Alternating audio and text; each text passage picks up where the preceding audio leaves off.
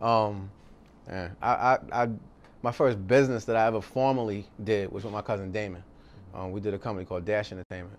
I went to school in California. I went to USC. So he was in New York and I was in California. And I think we came together over the winter or summer. It was really in the summer.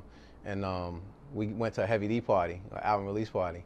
And I basically kicked it to him saying, let's get into this business. Let's start a production company and get some groups. And then we went and saw Sylvia Rome. And Sylvia actually gave us our first shot. She signed both of our artists. Clark Kent, at that point, was the A&R at ATCO East West. This is before Sylvia went to Elektra. And Clark signed Original Flavor and Future Sound, which was our first two groups under Dash Entertainment. So that was the first business, formal business that I was ever involved in. And we went from there. And then I stayed in school, and Clark brought us this kid from Brooklyn named Jay-Z.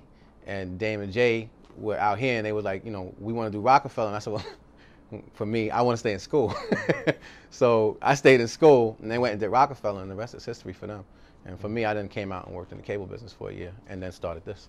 So while you were in school, were you like a heavy computer user? At what point did you begin to get oriented? I was a heavy computer user in the sense of, you know, when you do your reports in school or your research, everybody's in the computer center. So when you're writing your, you know, your thesis or your term paper, you know, the night before it's due, you're in the computer center writing your paper. That was the extent of my experience with computers to that point, was really just for schoolwork.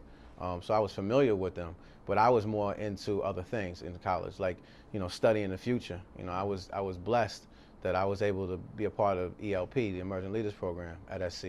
And during my senior year, I had an insight into what was going on in the country. And everybody in '93, the theme in the country was diversity. But when I went into the school, the first thing they made us read was Machiavelli before they taught us about leadership and diversity.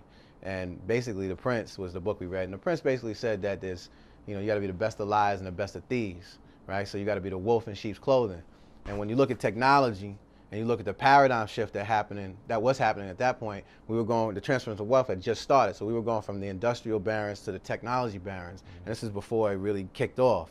So I saw that firsthand and was studying from the theorists that were thinking it up and selling it. You know, basically there's people who theorize things and then they go in and talk to the corporate leaders and the government leaders and they sell them on the theory. People buy in. Once they buy in, it starts to get implemented. But we're still seeing the implementation of visions that were coming way back then. And at that point, I also was reading a lot of books, so I was kind of balancing myself, like trilateralism and New World Order and Behold the Pale Horse. And so I was getting two different perspectives on technology, high tech and no high touch. And it intrigued me to the point where I wanted to be a part of it and learn more about it. And that's why I went and worked in the cable tech business when I graduated.